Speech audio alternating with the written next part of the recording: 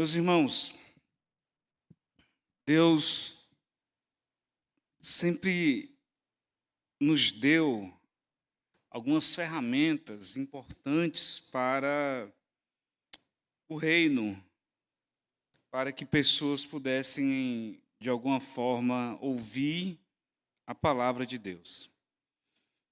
Eu, no ano de, acho que 2002, eu era ainda candidato ao Sagrado Ministério, se não me falha a memória, aqui na igreja ainda, e eu fiz um curso de capelania hospitalar. Um curso bem interessante, bem extenso, profundo. E quando eu terminei esse curso, eu vinha nessa parte aqui da sala dos pastores. Na época estava aí, acho que 2002 não, 2008, por aí, perdão.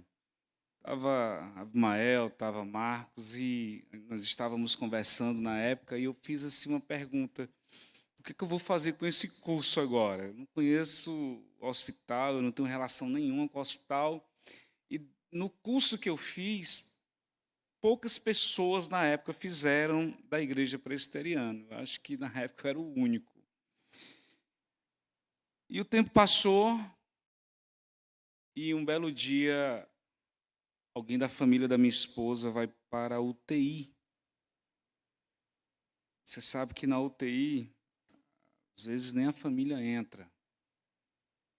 E aí pediram para que a família pudesse levar um capelão. Estava entubado, um jovem.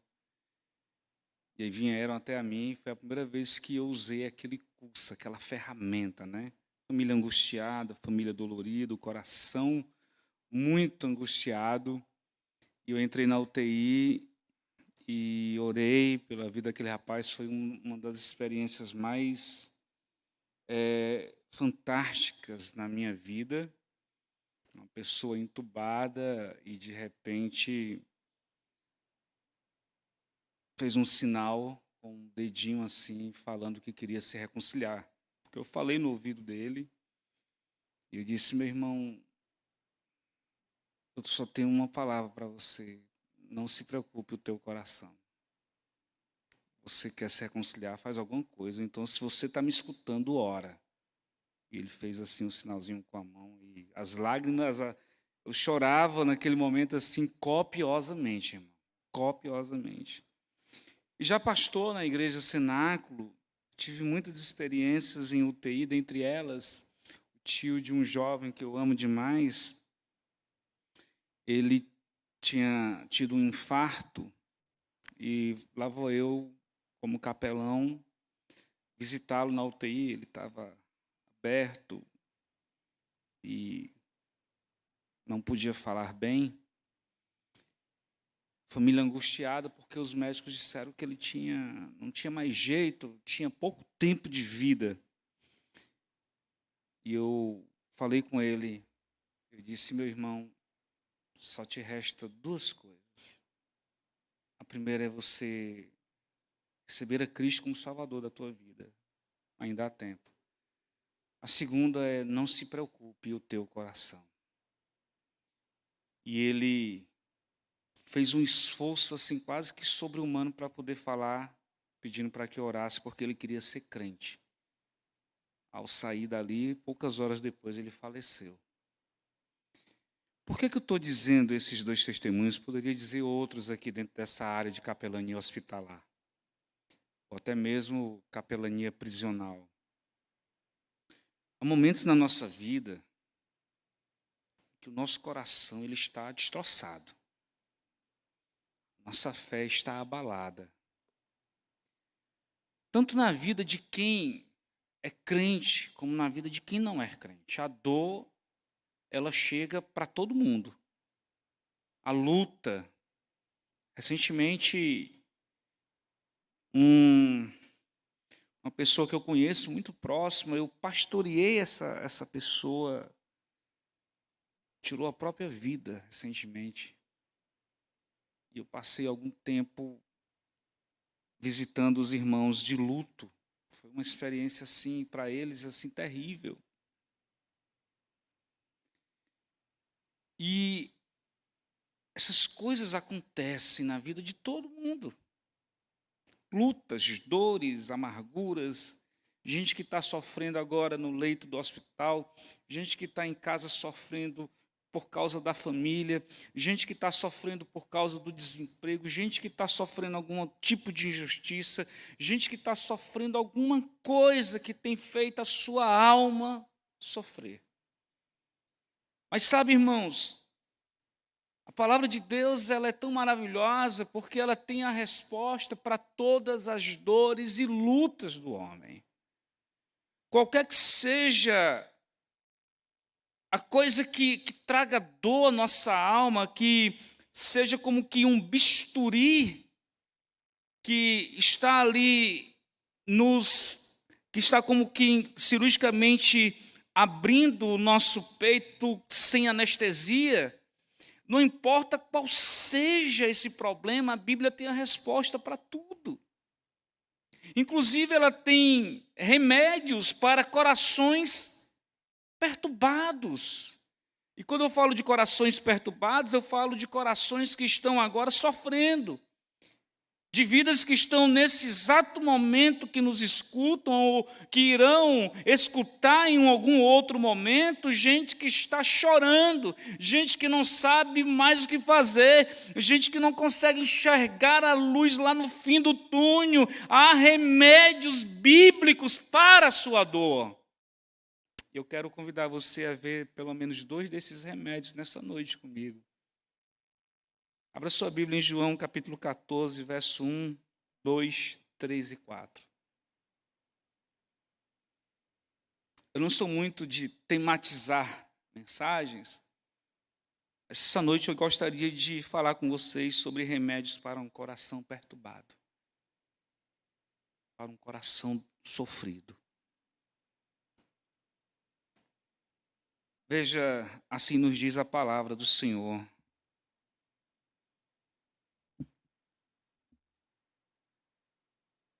Não se preocupe o coração de vocês.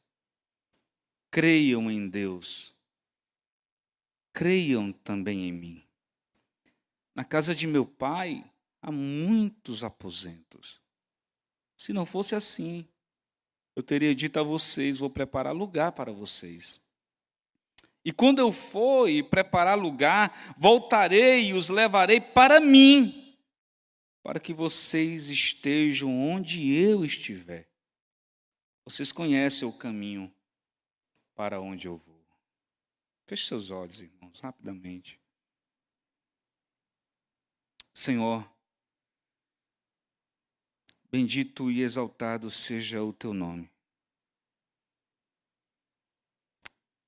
A tua palavra, Deus, ela traz remédios aos nossos corações, à nossa vida, para todos os aspectos, ó Deus, de sofrimento da nossa alma. A tua palavra é o remédio. Obrigado porque hoje o Senhor vai administrar, receitar para nós, Senhor, a receita da felicidade para um coração perturbado. Grande é o teu nome, Senhor, e muito digno de ser louvado. Amém? Veja, irmãos, o momento que faz com que Jesus fortaleça os seus discípulos, aqui é uma palavra de fortalecimento. Ela vem recheada de coisas que tinha tudo para não ter esse momento de fortalecimento. Se você olhar o verso 31 ao verso 38 do capítulo 13, Jesus vai dizer que Pedro vai negá-lo. Se você acompanhar o capítulo 13, do verso 18 até o verso 30, Jesus vai dizer que vai ser traído, ele vai predizer o momento em que alguém vai traí-lo. O capítulo 13 inicia-se com Jesus lavando os pés dos discípulos. O capítulo 12, Jesus fala sobre a sua morte, ele fala sobre a incredulidade dos judeus, ele fala sobre a morte dele, e esse é o momento inicial no capítulo 12, aonde os discípulos ficam sem chão. Porque Jesus está dizendo assim: olha, eu vou para a cruz, eu vou morrer. E parece que os discípulos estão se sentindo órfãos, dizendo: não vai, não faz isso. O versículo 16 do capítulo 12, a princípio os seus discípulos não entenderam isso. Só depois que Jesus foi glorificado, eles lembraram de que essas coisas estavam escritas a respeito deles, a respeito dele. Quando Jesus fala sobre a sua entrada triunfal, quando Jesus fala que realmente ele vai ter que ir para Jerusalém, ele vai ter que morrer, os discípulos ficam perturbados com isso. E para almas perturbadas, desalentas, gente que está ali sofrendo, gente que está quase que se sentindo órfão, porque Jesus Cristo vai para a cruz do Calvário, Jesus dá a eles um remédio para que o coração deles ficassem completamente tranquilos. A expressão inicial do capítulo 14, ela mexe com a nossa alma. Jesus diz assim: não se preocupe o coração de vocês. Em algumas traduções não se turbe o coração de vocês. Jesus fortalecendo os seus discípulos. E aí ele diz: olha, creio em Deus, creia também em mim. E aí ele dá aos discípulos o motivo de esperança final. Um aposento está sendo, na realidade foi preparado para vocês. Eu quero que vocês estejam aonde eu estou. Vocês conhecem o caminho para onde eu vou. E aquilo enche o coração dos discípulos, o coração das pessoas, o coração de todos, de esperança. É revigorante. É uma vitamina C espiritual, celestial. Porque Jesus está ali dando aos seus discípulos o motivo da esperança, dando aos seus discípulos uma palavra para que eles, em hipótese alguma, se sentissem órfãos. E, meus irmãos, o primeiro remédio para corações perturbados, aflitos nessa noite, para você que pecou, para você que chorou, para você que está enfrentando um problema, para você que está se sentindo desamparado, para você que está se sentindo depressivo, para você, meu irmão ou minha irmã, que está nesse exato momento sentado, sem saber o que fazer amanhã, porque está sem dinheiro, está desempregado, ou porque a carta de divórcio chegou, ou porque o teu filho está nas drogas, ou porque tu ficou sabendo de um adultério e o teu coração está em destroço. A primeira coisa para a sua alma se revigorar no Senhor é a fé. A fé é o primeiro remédio que Jesus nos dá para que o nosso coração não sofra profundamente. Jesus diz assim, Cláudio: não se preocupe o coração de vocês. Ele sabe exatamente aonde os conflitos, aonde é que dói o coração do homem. Veja, o coração do homem sempre foi alvo da graça de Deus. Deus sempre procurou tratar o coração do homem com seus ídolos, com seus problemas, com seus pecados e com a sua incredulidade, com seu sofrimento. E ele está dizendo para os discípulos: tenham fé. Se preocupe o coração de vocês, não se atemorizem o coração de vocês. Até mesmo no vale das lágrimas, não perca a fé. Até mesmo se as águas quiserem lhe submergir, não percam a fé, não se atemorize o coração de vocês. Sabe, irmãos,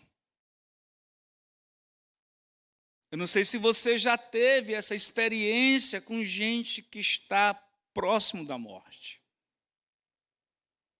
com gente que está ali sabendo que os minutos são preciosos para ele e para a família. Me lembro de uma senhora, irmã de uma das santinhas da igreja Cenáculo, que o médico chegou para ela, pastor Eliseu, e disse: você não tem mais jeito, não. Você vai morrer. E você vai passar aqui um dia e vai morrer em casa, porque não tem jeito. E naquele momento ela se desesperou.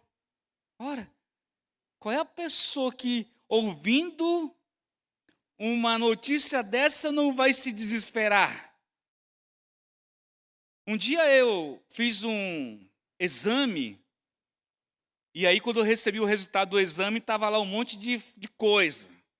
Isso, e eu fui para o Google, né? Consultar o médico Google.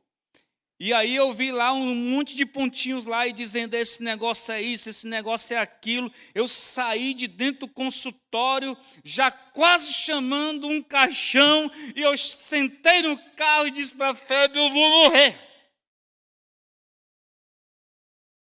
Meu coração estava desesperado de tanta coisa que eu vi naquele momento. Não tem como. Se um simples exame, você vai para o São Google para querer saber, quanto mais um médico dizer para você que você vai morrer. E ela disse: eu preciso, antes de morrer, ouvir a voz de Deus. Foi esse texto que eu li para ela. 3 dias depois, ela foi para a glória. Meus irmãos, eu não estou dizendo que você vai morrer, não. Longe disso. Mas eu estou dizendo para você que o primeiro remédio para que o seu coração se acalme é a fé. Jesus diz assim: creiam em Deus e creiam também em mim. Ele falando para os discípulos. É interessante que Jesus fala isso aqui para os discípulos, para que eles entendessem que eles não iriam ficar desamparados, que eles não ficariam órfãos. A ideia aqui é centralizar na paternidade de Deus. A ideia aqui é centralizar no cuidado de Deus. A ideia aqui é para que, quando eles olhassem para Jesus Cristo dizendo aquilo, eles vissem em Jesus Cristo Deus falando para eles que continuaria cuidando da vida deles. Creiam em Deus, creiam também em mim. Eu sou Deus como Ele é. E na hora da luta, a nossa fé, ela parece que fica desestabilizada. Na hora da dor na alma,